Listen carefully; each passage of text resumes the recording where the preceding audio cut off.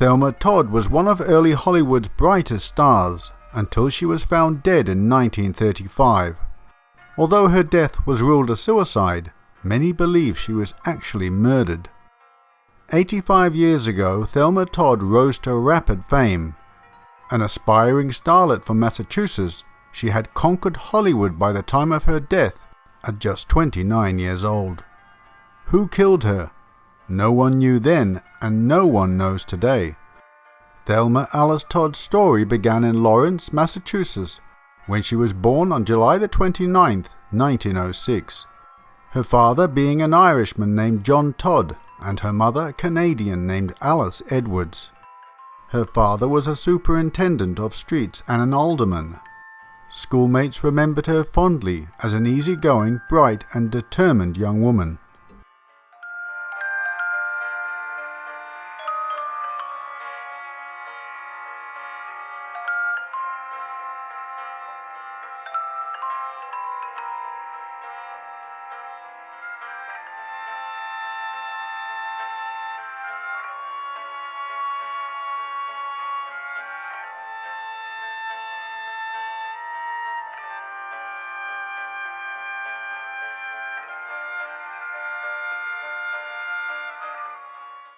She graduated high school in 1923. Thelma studied to become a school teacher, but her mother signed her up for beauty pageants. After high school, Thelma attended Lowell State Normal School, the school for training teachers, now part of Lowell University.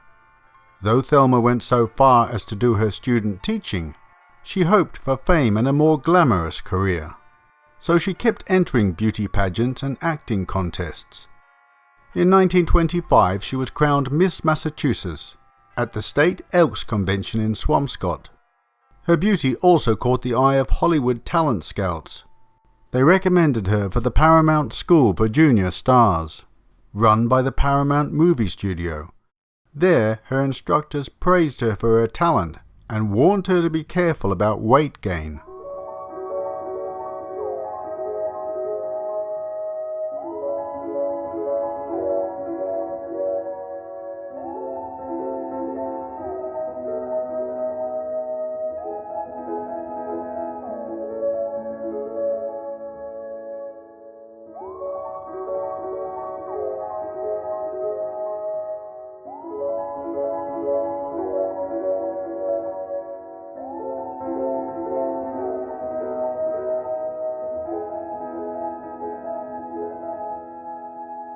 Movie producer Hal Roach, the director behind Laurel and Hardy, signed Thelma to a contract and began casting her in zany short comedies.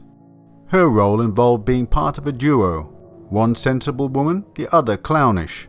Together they would find themselves in comical situations. Thelma Todd played the adorable working girl, which many young women could easily identify with. She was soon appearing in feature-length movies with Paramount. The world called her Hot Toddy, and more famously, the Ice Cream Blonde.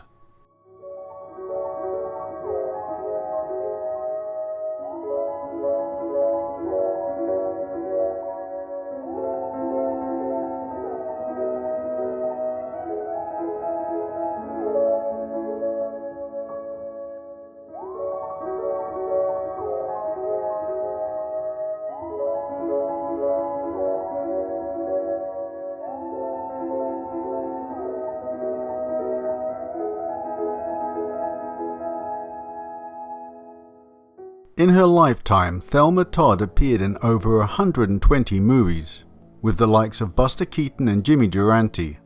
Thelma was beloved by her co-workers because she was genuine and never a diva.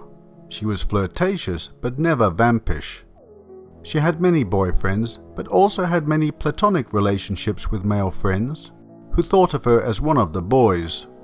She was also known as a hard partier on the LA social circuit, where she loved to indulge in her favorite tipple, 3 Fingers of Rye, her signature drink.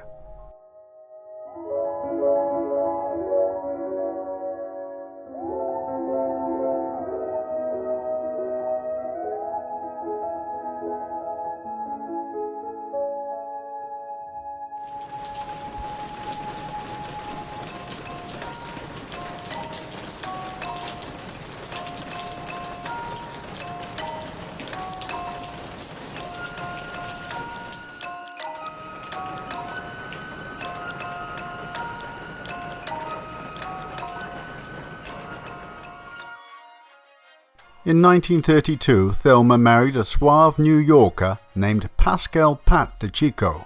They had met while Thelma was holidaying in Los Angeles.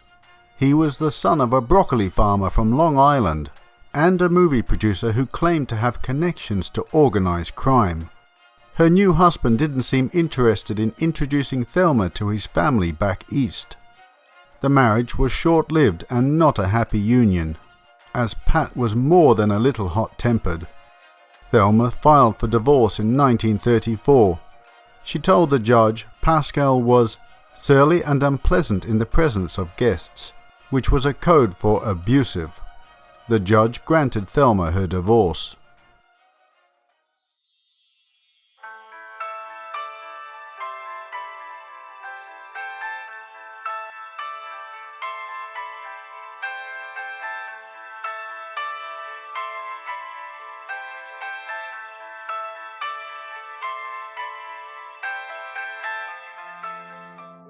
Thelma began dating director Roland West.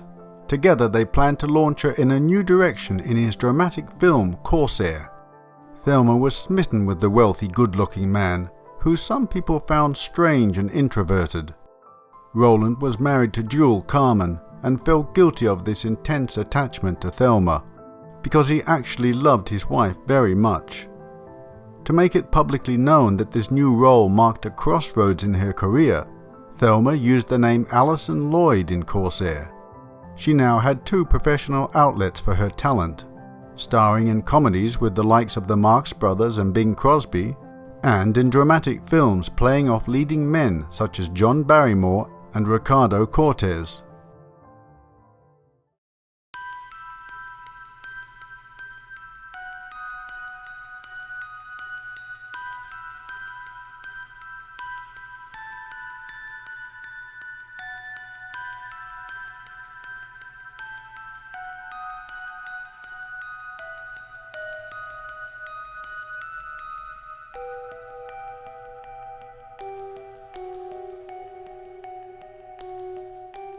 The affair ended, but Thelma and West couldn't deny their attraction, and they were soon back together.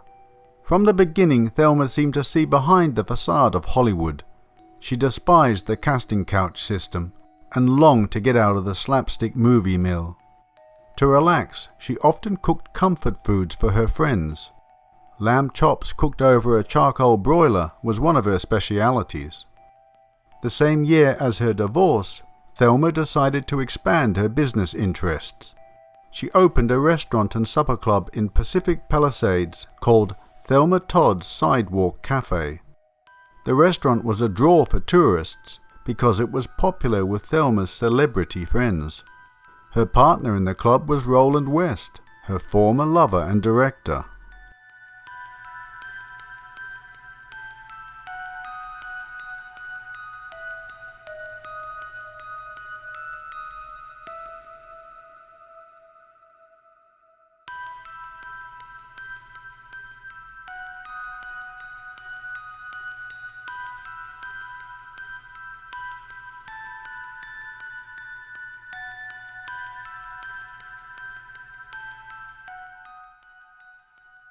Thelma roared through 1935 on all cylinders. She knew the shelf life for a Hollywood starlet was not a long one. The supper club, she said, would be her financial stability when her career eventually dwindled to nothing.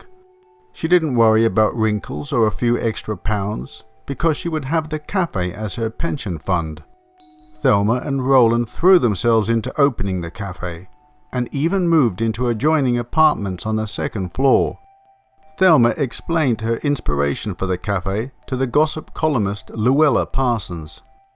"I have heard so much about the choice foods of those days preceding Prohibition, when eating was still a fine art. Always I read with great interest about the bon vivants of the gay 90s, when people dined with pomp and ceremony, before they became addicted to grabbing a sandwich, a slab of pie, and calling it a meal."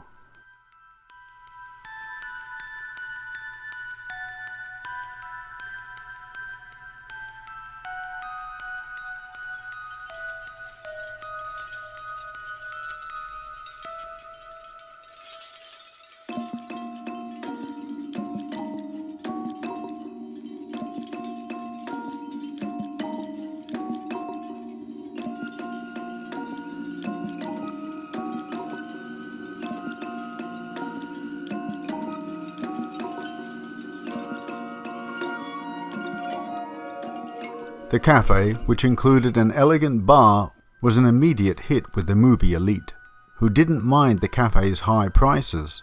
There was also a private area upstairs called Joya's Room, where customers dined on frog legs and grouse, and where some occasional gambling may have been overlooked. A typical advertisement for the cafe read, "Thelma Todd Sidewalk Cafe, serving a Long Island shore dinner, fish with Allinson sauce, unequaled French-Italian dinner, pancakes, Suzette, unsurpassed." The reason? From the Savoy London and the Crillon Paris comes our chef.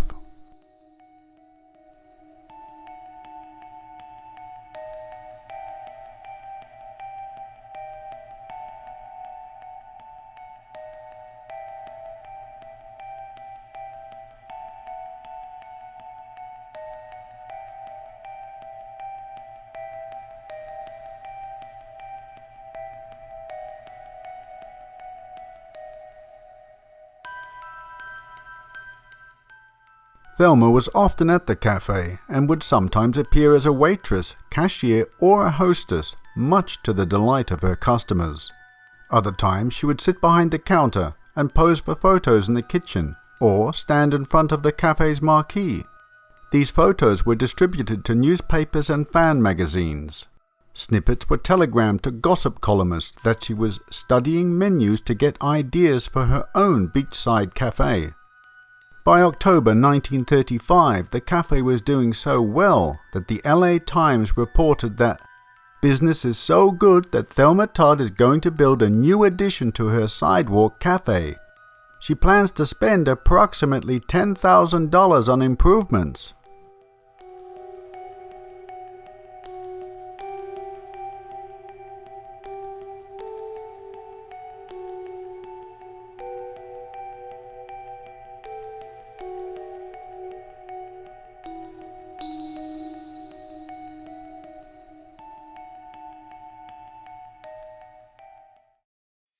Thelma unfortunately began to experience the negative side of fame and success.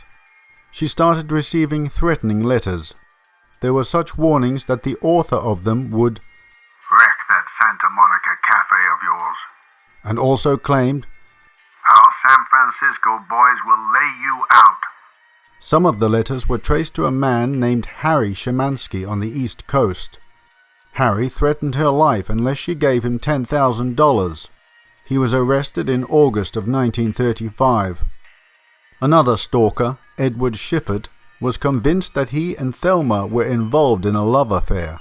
A judge ruled him insane, and he was committed to an asylum.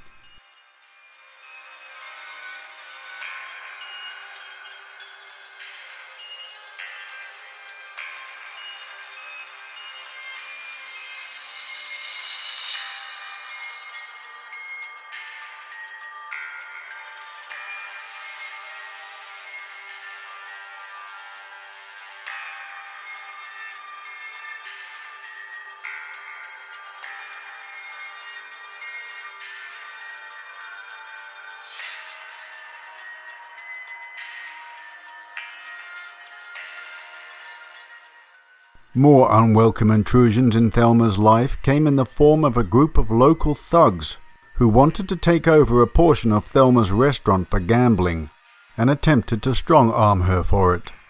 Thelma wouldn't hear of it and allegedly said, "Over my dead body."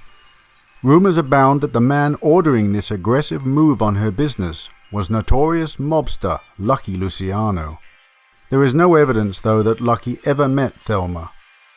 On a cold winter night of December the 15th, 1935, Thelma attended a party at Café Trocadero thrown in her honor by English comedian Stanley Lupino and his 17-year-old actress daughter Ida.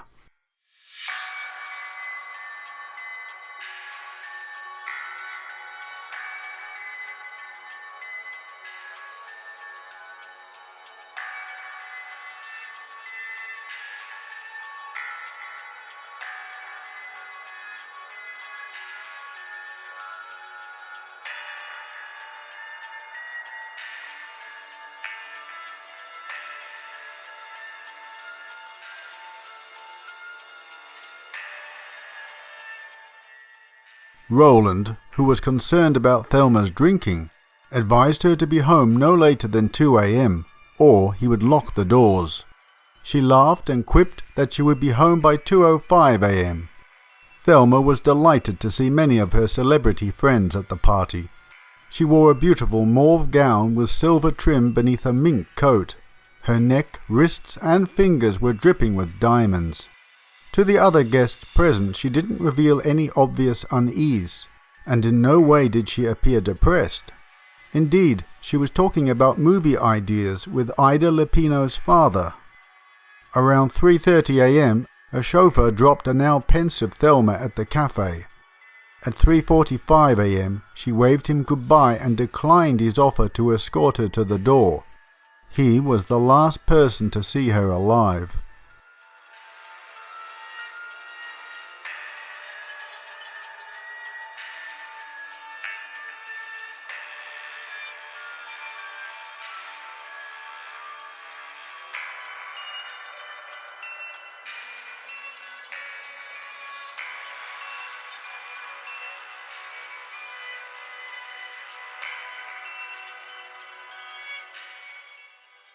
On Monday morning, December the 16th, 1935, Thelma's maid, May Whitehead, went to work as usual. The first order of business was to drive Thelma's car from the garage, about a block away, to the cafe. When she arrived, she saw the garage door was partially opened. The garage sat on a hill up the road from her nightclub, and it was owned by Roland West. She was still in the shimmering evening dress she had worn on Saturday night. She sat slumped over in her Lincoln phaeton, some dried blood on her nose and mouth. She wasn't sleeping off a hangover, she was dead.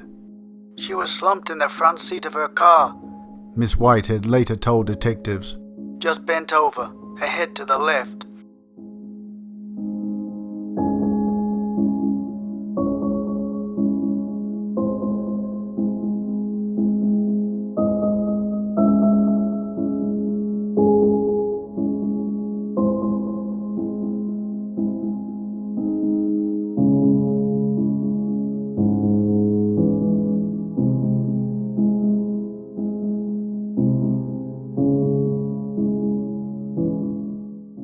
LAPD investigators found the car's ignition was switched on with the key. The vehicle had idled in the garage until it ran out of gas and the battery drained. The cause of death was listed as accidental carbon monoxide poisoning. Surgeon A.F. Wagner did a partial autopsy which confirmed her blood contained as much as 80% carbon monoxide. Her expensive jewelry, mink coat and purse full of cash lay undisturbed. But coroner Frank Nance had some pertinent questions. How did Thelma come to be in the garage at all? Why didn't she have a house key to her own home? Also, what was the cause of the dried blood on Thelma's face?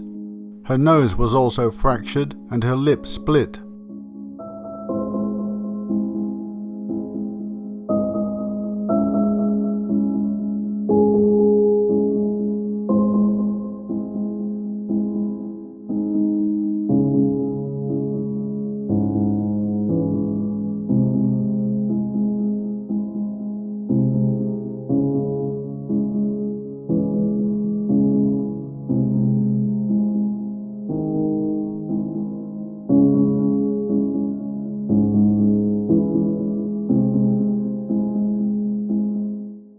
There are conflicting reports depending on which source is read.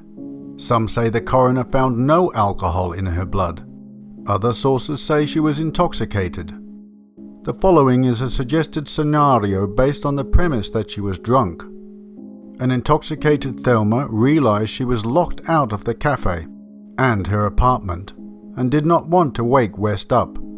She either walked up the road or the set of winding stairs that led to the garage to sleep for a few hours until it was daylight. It was cold that December evening, and she may have started the car to keep warm. She was quickly overcome by the fumes and died of carbon monoxide poisoning.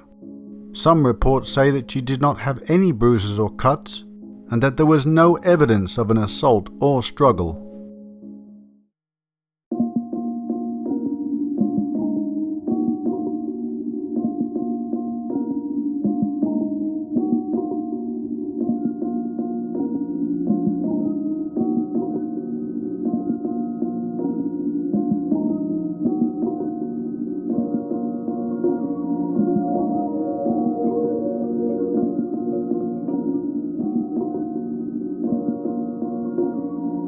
Suspicion fell on her chauffeur, Ernest Peters. Somehow he was able to drive Thelma from the Café Trocadero 12 miles to her apartment in around 20 minutes. Detectives wondered how he managed to get her home so quickly. His response to that question only deepened suspicion. Miss Todd was afraid because she'd been the target of an extortion plot, Ernie answered. She told me to drive at top speed and not to make boulevard stops. On the way to her cafe, I drove between 65 and 70 miles an hour. Her ex-husband was also in town that evening, and even attended the same party as Thelma. A plausible theory is that the two met to chat in the garage, and had an altercation that went a bit too far. Pascal declined to attend the inquest into Thelma's death, as well as her funeral. Thelma left the generous amount of $1 to Pascal in her will. Fingers have even been pointed at Thelma's mother, with the consideration that she was her daughter's sole heir. Shortly before her daughter died, she apparently announced a plan to build a mansion, with no clear plan how she would finance it.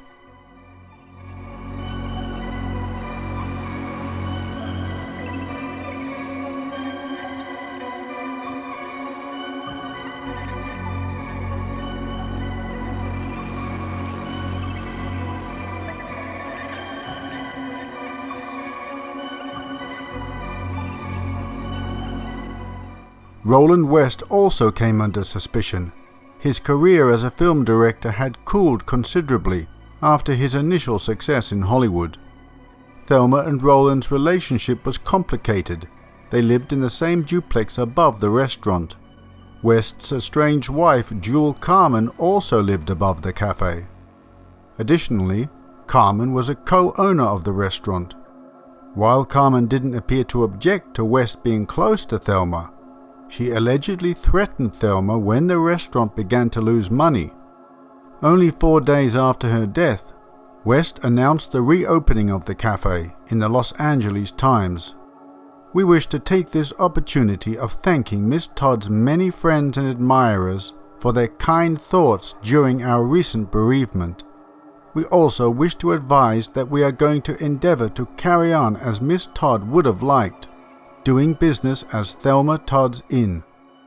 But Thelma's name now conjured up sadness and unease for people. Business fell off. He decided to change the cafe's name to Chez Roland.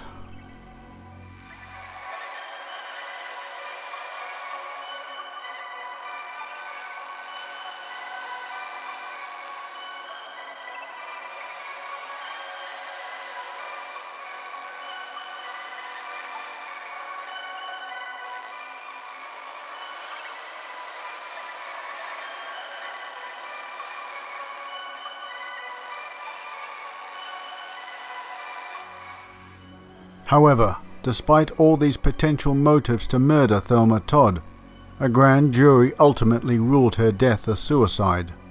Thelma's last hours remains the stuff of legend. Years afterwards, both Hal Roach and the actor Chester Morris made claims that Roland West had killed Thelma. Morris even claimed West had confessed on his deathbed. The day after she died, her friends received a Christmas card that read, "A Merry Christmas and a Happy New Year to you, Thelma Todd." A funeral service for Thelma was held at the Wee Kirk of the Heather Chapel in Forest Lawn before she was cremated. Thelma's family buried her in Bellevue Cemetery, Lawrence, Massachusetts.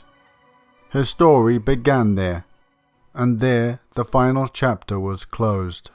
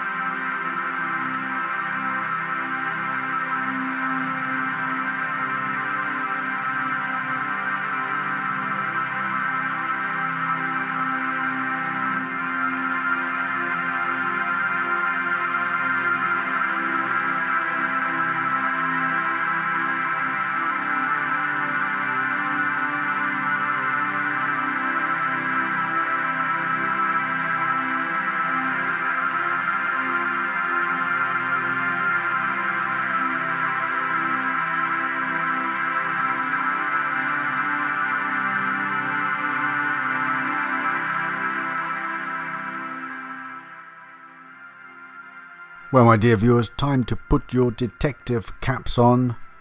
What do you think? Was Thelma murdered? Or did she get into the car and fall asleep?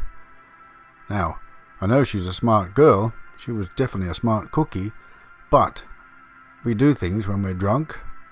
It's quite possible that she was intoxicated, somehow found herself locked out, went to the garage, turned the car on, forgetting about the carbon monoxide, and basically fell asleep, passed out, and died. Even I, years and years ago, came home drunk once, put some pies in the oven, fell asleep, and then the pies got so cooked they actually caught fire in the oven. I didn't know that, and passed out. It was my late cat who rescued my life, really. She came into the room and meowed very loudly in my ear until I woke up. I woke up and basically half the room was covered in black smoke. It was nearly down to the bed level. If the cat hadn't have been there, eventually the smoke would have overcome me. I would have died. So you can do things when you're drunk. Those days are long gone, by the way. It was in my heady youth. So it's possible she did, die that silly and tragic way, or that somebody murdered her. What do you think? There was quite a few that may have had the motive. Apart from those sort of crazed stalkers, would Lucky Luciano really want to muscle in on that cafe? I don't know. I'm just not feeling it, but maybe he would have. I can't imagine. Well, Roland West, did he want to have her share of the cafe? There's a few. It's like Cluedo, isn't it? There's a few that could possibly have done it. The mention of the blood, I didn't see that in that. But in the post-mortem shot, they probably would have cleaned the body. But in the car, there was no evidence of that. But it's strange, you can't get any sort of clear statements. Again, you're looking at different sources. They're saying different things. I can't find one statement from the persons at the party that said she was clearly intoxicated. Possibly she wasn't even drunk at all. It's one of those things we're never going to ever find out. You'll have to excuse me if I'm sounding a bit lethargic today. We're having a bit of a heat wave here in Switzerland, and my little studio room where I make these videos, I don't have air conditioning. The main part of our dwelling does, but here it's like an oven. I can't put air conditioning in because it would interfere with the audio and the narration. So I'm just basically baking away here, like a bit of a sauna. Yeah, so that's the reason if I do sound a bit. Anyway, I want to share some photos with you that my patrons have sent in, and the first one is from Janice. It's a very interesting photo. Check this out. Yes, this photo was sent to me by Janice, and it's of Whaley House in Old Town, San Diego. Now, what's unusual about it is when they looked at the photo afterwards, they noticed in the bottom right-hand corner here, can you see, this clump of what appears to be grey hair. And they said there was definitely no one there, no one in the seat. There was nothing to obstruct the view when the photo was taken. But if you look, and some say it could be pareidolia, that thing where your eyes just want to pick out an image. But it does seem rather unusual, and I'll zoom in a bit on this. Can you see here? It looks a bit like a skull in the hair. And I did see another skull. And down here appears to be a woman's face, sort of turned to the side somewhat. Can you see that? Very, very, very unusual. I don't know what you think about that. Can you see anything else in there, my viewers? I've never been to Whaley House. Can anybody share any tales about that? Janice did mention that somebody committed suicide in the house by hanging. So maybe that's the reason for the paranormal disturbances. Let me know if you know anything more, and if you want to send me any images like that or something that you find interesting, you can either send it to me per email by request. I'll give you my email, or by Instagram. That's how Janice sent those photos, or by Discord. And the following photos are by my Patreon members on Discord. Check these out. And this one was sent to me by Holly, one of my patrons. She's on Discord. She shared this on Discord, and she writes, "On the bright side, I got my mug in the mail today. An inked ginger holding a mug with an inked ginger on it." I love it. I tell you what, I've got some stylish gals on my site here, haven't I? I love that photo, Holly. That's by the way, that's my Be the Odd One Out. That's the new design that Holly ordered. And it suits you, my dear. It suits you well. It really does. Fantastic. Thank you so much for sharing that, Holly. Anybody else who has bought my merch, wants to share a photo like Holly has done, please feel free and I'll give you a shout out. The next one is from Amy. Have a look at this one.